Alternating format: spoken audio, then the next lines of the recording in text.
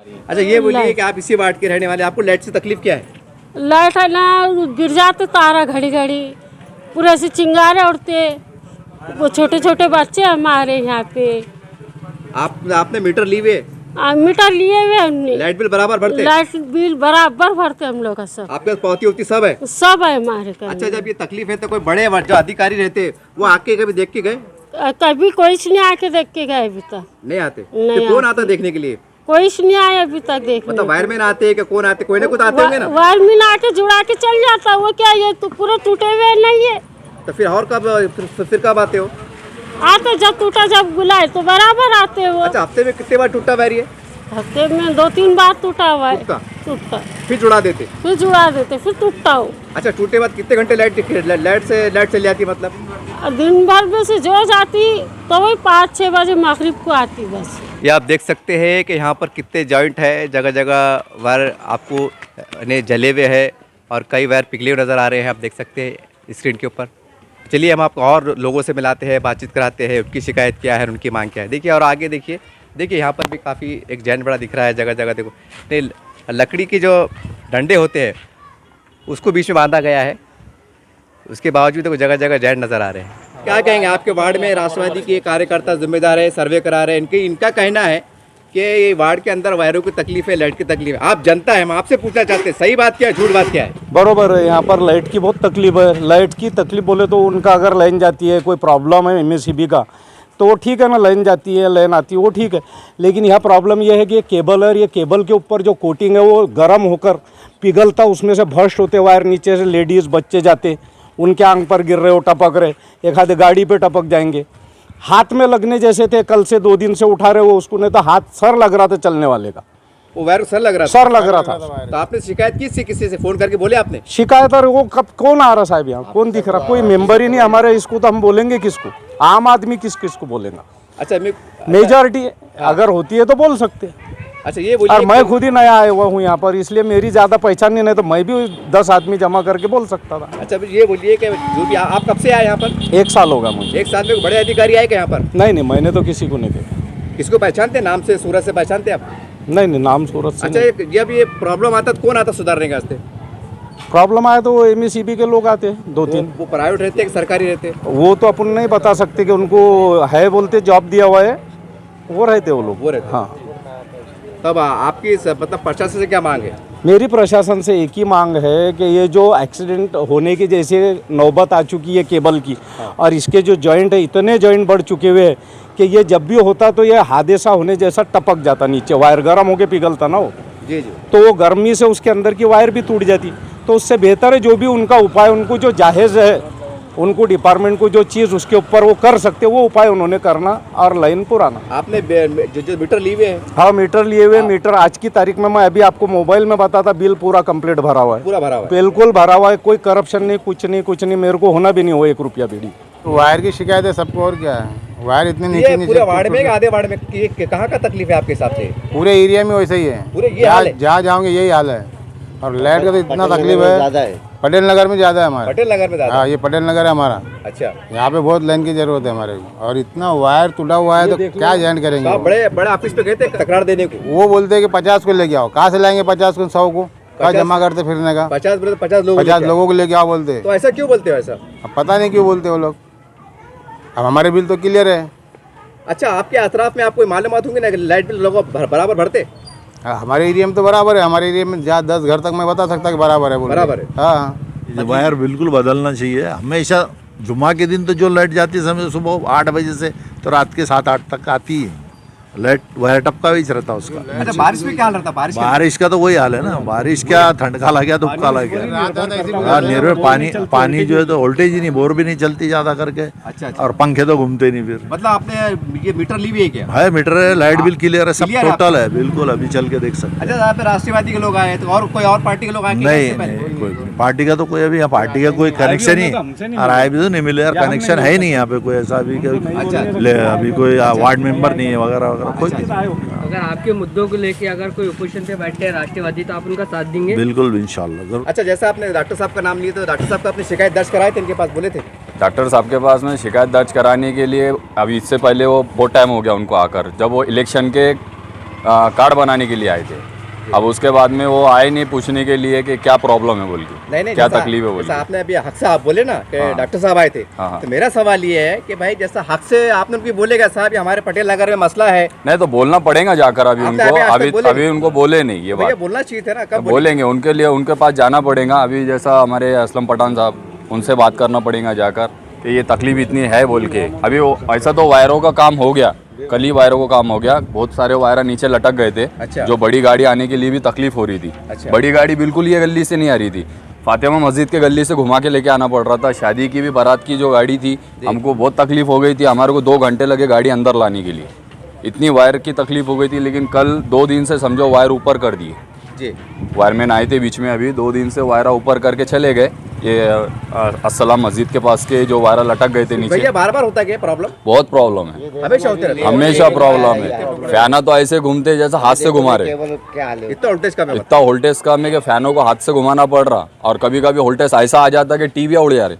अच्छा ये बोलिए आपने मीटर लिया है, मीटर चालू है ना? आप लाइट बिल भरते हैं आप? बिल्कुल महीने को महीने बता सकते हैं आपको, घर चलो बिल्कुल एकदम आपको पिछले महीने का बता सकता मैं। लॉकडाउन में तो उन्होंने 200-250 रुपए का दिए और एकदम से 17,000, 20,000, 40,000, 30,000, 25,000 पूरा भर के लिए हमारे आपने भरे पैसे? भरा 17,000 रुपए मैंने, पहुंची है सब है 17,005। अभी बता सकते लागे? बिल्कुल बता सकते, क्योंकि लॉकडाउन के अंदर उन्होंने 180, 200, 120, 130 ऐसा लिए, और एकदम से लॉकडाउन खत्म होने के बाद में डायरेक्ट आए, अजीम भाई बोल के है अजी हमारे, वो आए डायरेक्ट कट कर रहे क्या भाई पहले आप पुराना बिल पूरा ओके करो। अब एकदम से लॉकडाउन खत्म हो गया और एकदम से कहाँ से 20,000, 30,000 भरेंगे? लोग तो घरों को थे, 3-3 महीने 4-4 महीने लोगों ने जो हमारे है बड़े, उन्होंने जो बांटे थे घरों घर राशन, उसमें गुजारा कर रहे थे बहुत सारे। अब इन्होंने एकदम से आ गए, बोले भरो ये 17,000 रुपये ने तो लाइट बिल काटेंगे। वो अजीम भाई गवाह है, मैं गया तुरंत 17,000 रुपये उधार पाधार करके मैं 17,000 रुपये लाइट बिल भर के आया। अच्छा भैया ये राष्ट्रवादी के बादशाह भाई है, इन्होंने हमको निवेदन दिया, हमको बुलाए जी। इनका हमने तफसील से बात किया जी। कि भाई आपकी समस्या क्या है। अच्छा। इनका कहना है कि पटेल नगर है और भी इलाके के अंदर हमारे पास बोले पत्रकार साहब लाइट की समस्या है जी तो मेरा सवाल ये 22 तारीख से ऑपरेशन को बैठ रही है जी, वहाँ पर, तो आप तमाम महल्ले के लोग उनके साथ देने को तैयार है क्या? ये राष्ट्रवादी की है। काम होता है अगर पूरे काम अगर अच्छे से होता है, हमको तो काम चाहिए बस, क्या भाई जो भी काम करेगा उसको तो वोटिंग देना ही पड़ेगा। आप क्या कहेंगे, एक वार्ड के अंदर एक राष्ट्रवादी पार्टी के बादशाह भाई एक सर्वे कर रहे हैं, जनता की तकलीफ के लिए ना आवाज़ दी है और उस आपकी समस्या के निवारण के लिए आए। अब हम आपसे पूछना चाहते हैं बराह रास्त कि लाइट की तकलीफ कितनी है, कब से है और आप क्या चाहते हैं, आपकी मांग क्या है? लाइट की तकलीफ तो बहुत है, बहुत परेशानी है लाइट की। यहाँ लाइट कब भी जाती है, कब भी वायरा टूटते, कब भी बहुत दिन में से 2-2, 3-3 बार टूटते, बहुत परेशानी है लाइट की। इसकी शिकायत कभी ऑफिस में जाके करे आपने? नहीं ऑफिस पे तो नहीं आ करे, पर आप इनसे करते हैं, जो वायरमैन लोग हैं ना वो आ जाते हैं, फ़ोन करे पे कर देते कामों। पर सवेरे वायर टूटा तो 6 बजे वायर, 5 बजे वायर जुड़ते शाम में। तो ये जगह जगह जो टुकड़े जगह थे, इससे कोई नुकसान आपको तकलीफ? बहुत तकलीफ है। तकलीफ कैसे नहीं, वो वहाँ पर 4-5 रोज एक हाथ गाड़ी वाला बैठा खड़ा था, तो उसको जब वो ऊपर से वो गुलल तोड़े यहाँ ये हो गया, 2-4 इसको चटके लगे। तो ऐसा कितने बार होता है ऐसे? कब भी लाइट जाती है, कब भी वायर टूटते हैं। अच्छा बारिश पे क्या तकलीफ होती है आपको? बारिश के आने वाले 1 महीने के बाद बारिश आने वाली है। बारिश आने वाली तो सब कीचड़ ही रहता है इधर।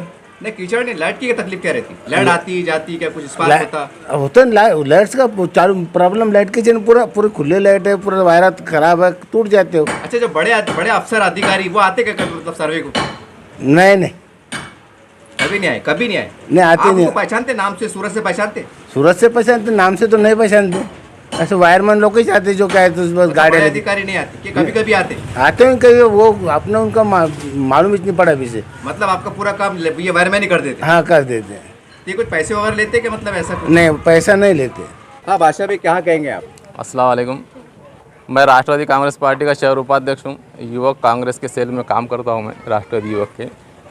मेरा सब में पहले ये बोलना है कि पूरे महाराष्ट्र के अंदर जी जितने भी ज़िले हैं, जितने भी तालुके हैं, मेरे मालूमात के हिसाब से जो समस्या अजीज़ कॉलोनी, पटेल नगर, बिस्मिल्लाह कॉलोनी, पानी की बम्बा गली और देशी दारू गली, उम्म इब्राहिम मस्जिद की गली, ये सारे बस्तियों में जो केबल टूट गए हैं सारे ओवरहीट होने की वजह से, तो ऐसा जो माहौल है ना, मैंने कई महाराष्ट्र के अंदर देखा नहीं।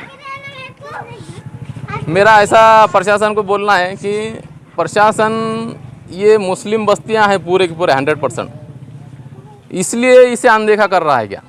ये प्रॉब्लम कम से कम 6 महीने से हम इसके ऊपर पाठ पूरा कर रहे हैं। मुख्यमंत्री, उप मुख्यमंत्री, व्यवस्थापकीय संचालक साहब, सहव्यवस्थापकीय संचालक साहब, विभागीय आयुक्त, उसके बाद यहाँ के मुख्य अभियंता सचिन तालेवार साहब, और यहाँ के जो एमडी है सह व्यवस्थापकीय संचालक मंगेश गोंदवले साहब, IAS अफसर है, इनके पास हमने बार बार निवेदन दिया कि भाई ये बस्तियों के प्रॉब्लम सॉल्व होना चाहिए।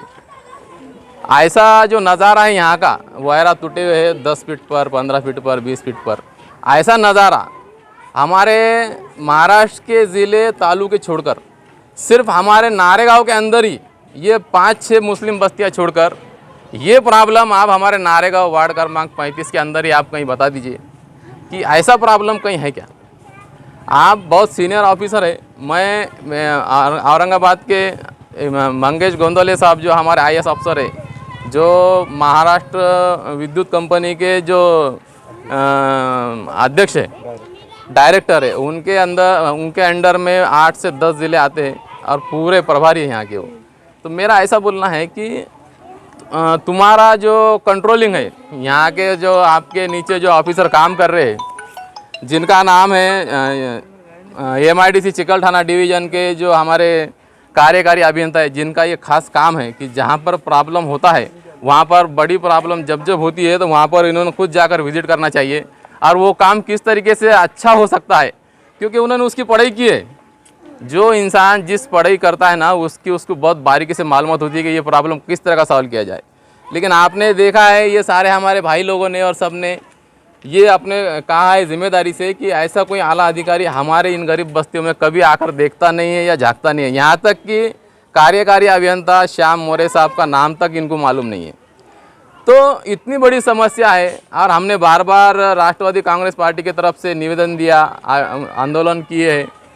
तो बोलने का मतलब ये आ रहा है कि आप देखते हैं कभी बिजली के जैसे फटाके उठते हैं और बार बार केबल जलने की जो इतनी बड़ी समस्या है, तो इतना अनदेखा क्यों हो रहा है? क्या यहाँ पर लोग नहीं रहते?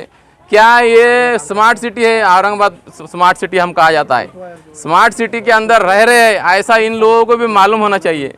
ये कोई देहात या कोई ऐसा आड़ जंगल के अंदर नहीं रहे जो उनको ये सुविधा है, जो दिन भर लाइट चली जा रही है, और सवेरे 6 बजे लाइट जाने के बाद शाम में 6 बजे अगर आती है। तो ये जो माहौल चल रहा है अभी, ये माहौल के वजह से यहाँ के जो लोग हैं ऐसा सोच रहे हैं अभी फ़िलहाल में कि यहाँ से घर बदली कर देना चाहिए और दूसरे सिटी में जाकर रहना चाहिए। ऐसे ही इनके दिलों में चल रहा है कि भाई हमारा कोई देखने वाला नहीं है। लेकिन मैं महाराष्ट्र राज्य के डिप्टी CM माननीय गृह मंत्री फडणवीस साहब, आप बहुत समझदार इंसान हैं और बहुत ही काबिलियत रखने वाले आप हैं। तो मेरा ऐसा बोलना है आपको कि आपने जो जिम्मेदारी औरंगाबाद ज़िले की डॉक्टर मंगेश गोंदवले जो यहाँ के व्यवस्थापकीय संचालक है, उनके ऊपर आपने अपना जो है तो प्रभाव डालना चाहिए और प्रेशर डालकर उनको बताना चाहिए कि भाई ये समस्या, ये नारेगांव की जो समस्या चढ़ी काफ़ी दिन से चढ़ी, जिसका लेटर हमने बहुत पाठ पूरा किया है। तो मेरा ऐसा बोलना है कि ये अधिकारी अगर काम नहीं कर रहे आपके, अगर सिस्टम काम नहीं कर रहा ना, तो यहाँ की जो जनता है सब पूरी की पूरी ये आपसे ज़्यादा लगाव रखती है, क्योंकि आपके ऊपर विश्वास है जनता का कि भाई गृह मंत्री है प्लस ऊर्जा मंत्री भी है आप। तो इसमें आपका नाम खराब हो रहा है। गृह मंत्री की ऊर्जा मंत्री साहब आप, हमारे फडणवीस साहब आप है ना, तो हाँ इसके ऊपर कहीं ना कहीं पब्लिक का आपसे निराशा है। तो मैं ये चाहता हूँ कि अल्पसंख्यक बस्तियाँ जितने भी है हमारे नारेगांव के अंदर, तो ऊर्जा मंत्री साहब ने इसमें खास ध्यान देके अपने अधिकारियों को, जो सुस्ती आई है अपने अधिकारियों के अंदर, उनको आपने उसके ऊपर जो तो तवज्जो देके उनको काम कराने के लिए आपने अर्जेंट में एक मीटिंग लगाना चाहिए और ये काम करा के लेने के लिए उनको आपने प्रेशर डालना चाहिए। दूसरी बात मेरी एक ऐसी है, जितने भी IAS अफसर है, अभी महानगर पालिका के जी श्रीकांत साहब है IAS अफसर, उन्होंने वो काम करने वाले अधिकारी है, वो जो IAS अफसर है ना, ऐसे IAS अफसरों को अभी के जो वर्तमान जो राज्य सरकार है, इन्होंने ऐसे IAS अफसरों को संधि देना चाहिए।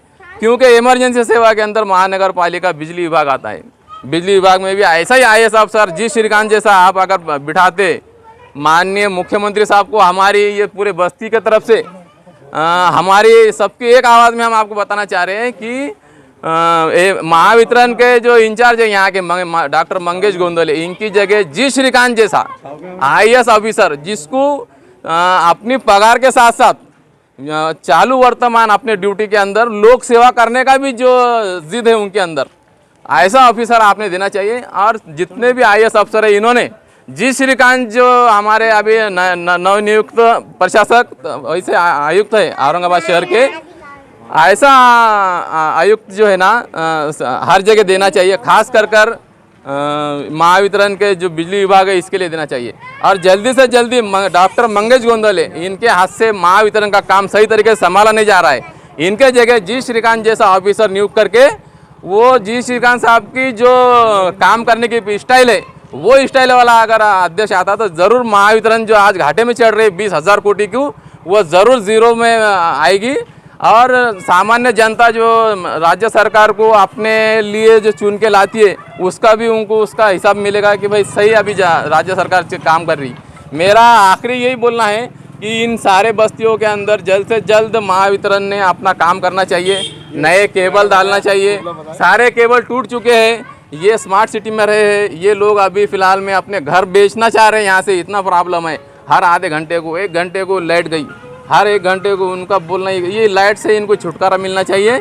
और सारे आयुक्त जितने भी ISI, इन्होंने अपना खुद का मोबाइल पर्सनल नंबर जिस तरीके से जी श्रीकांत साहब ने भेजे जनता के अंदर, वैसा खुद का देना चाहिए, ताकि कोई भी लीडर का आम पब्लिक को गरज ना गिरे, वो डायरेक्ट पब्लिक है ना अपने आयुक्त को डायरेक्ट फ़ोन लगाए, जिसकी वजह से पब्लिक को ये लगे कि ये सरकार वाकई में जनता की सरकार है। सरकार सर आपने इतनी बात कही है, लेकिन अगर ये काफ़ी सालों से चल रहा है, काफ़ी लोगों ने कहा है, तो आपकी पार्टी सरकार में थी, राष्ट्रवादी थी, कांग्रेस थी, सेना थी, तो कहने के तो आपकी भी थोड़ी नाकामी जाहिर होती ना। क्या कहेंगे आप? जिस समय में हमने ये काम मुद्दा उठाया आज से 6 महीने पहले जी, वो हमने जैसी मुद्दा उठाया, इसके वास्ते हमने अजीत दादा को, इसके लिए माननीय वो भी ऊर्जा मंत्री थे, उस वक्त हमने ये निवेदन दिया गया ऊर्जा मंत्री होते हुए, उन्होंने इसके ऊपर अर्जेंट में दखल ली।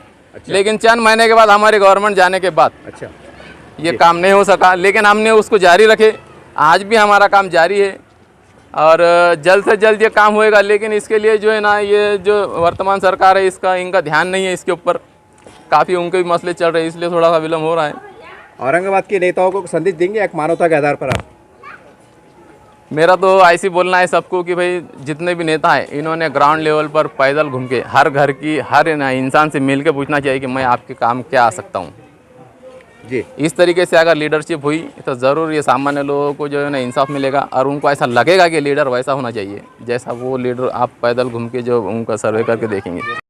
इस तरह से आपने देखा राष्ट्रवादी के बादशाह अंसारी साहब, और इनकी एक शिकायत थी, एक तकरार थी, इनके कहने पे सर्वे भी चल रहा है, और हम इनकी बात को ना मानते हुए हम जनता से संपर्क कर रहे हैं कि सही क्या है झूठ क्या है, क्योंकि हम देखते हैं बहुत सी बातों में राजनीति भी होती है, तो करके हम बिल्कुल जनता के बीच में घूम रहे हैं, इनको साथ ले घूम रहे हैं, ताकि ये जो इनकी जो शिकायत है वो सही है या गलत है ये भी सिद्ध हो जाए।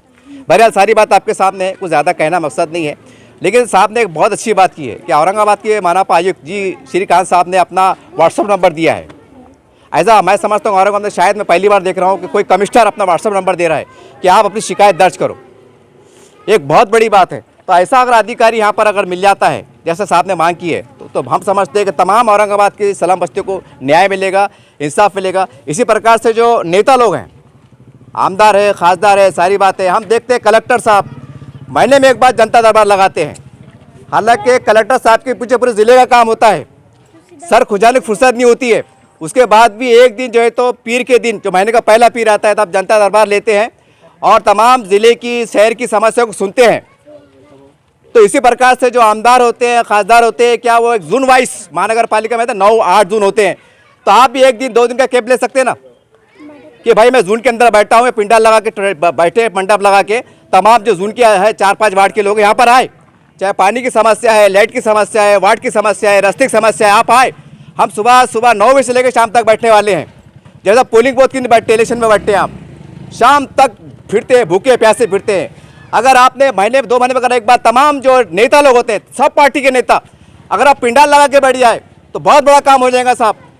आपके समझ में आएगा कि तकलीफ क्या है जनता गलत है कि अधिकारी गलत है कि प्रशासन गलत है कि जनता गलत है, ये आपको समझ में आ जाएगा। इस प्रकार से काम करेंगे तो राजनीति में अच्छी चलेंगी, आपका विकास भी होगा और जनता नेताओं पे भरोसा करेंगी। तो उम्मीद करते हैं कि ये बात को समझिए आप कि प्रशासन में ऐसा चल रहा है, उस पर इसका इल्ज़ाम उस पर दे दिए, उसको उस पर ठोक दिए, उस पर आरोप लगा दिए, ये चलने वाला नहीं है। जो अपनी जवाबदार है, जो आज की तारीख में कुर्सी बैठे हुए हैं, जनता आपको देख रही है, जनता आपसे विश्वास कर रही है, जनता आपको हाथ भरी निगाहों से देख रही है। उम्मीद करते हैं वीडियो वायरल होने के बाद, अभी भी 1 साल बचा है चुनाव के लिए, अभी भी आपकी छवि सुधर सकती है। जो गलती से, कमी से, भूल चूक से कुछ गलतियां कमी रह गई होंगी, आप 1 साल में सुधार सकते हैं, हमारा दावा है। अगर 3-3 दिन का कैंप मंडप लगा के आप ले लें, जैसा आप ब्लड डोनेशन कैंप लेते हैं, बहुत से कैंप लेते हैं, यहाँ बैठ जाओ आप पर तमाम जुन के लेके अधिकारी को और फ़ोन लगाइए, साहब जनता दरबार चल रहा है, ये पब्लिक की शिकायत है, ये ऐसी बात है, क्यों काम नहीं होंगे? जब जो नेता, जो लोग जिनको आप चुन के दे रहे हैं, उनके पास समय नहीं है, तो अधिकारी बोलेंगे हम तो सरकारी नौकर हैं, हमको जो ऊपर से आदेश आएंगे हम वो मानेंगे। ये बात कड़वा सच है। तो कहने के जनता की तड़प के लिए, उनकी समस्या के लिए थोड़ा कदम आप भी बढ़ाओ। हर मामले में भैया ऊपर हमने दिया है, हो रहा नहीं है, या टालम टाली वाली बात, ये चलने वाले नहीं है, क्योंकि हमारे पास लोकतंत्र है, लोकतंत्र है, जमहूरियत है, लोकशाही है। उम्मीद करते हैं कि आप बिल्कुल आगे बढ़ो। 1 साल चुनाव को रह गया है, औरंगाबाद की जितनी समस्या है अलग अलग वार्ड की, आप बिल्कुल जनता दरबार लगाओ आप बिल्कुल, क्योंकि आपका अधिकार, आप नेता है, ये यहाँ पर लोकतंत्र चलता है। अगर आप ऐसा करेंगे तो आपकी राजनीति चलेगी और दोबारा आप चुन के आ सकते हैं, नहीं तो क्या होने वाला है आप अच्छी तरह जानते हैं।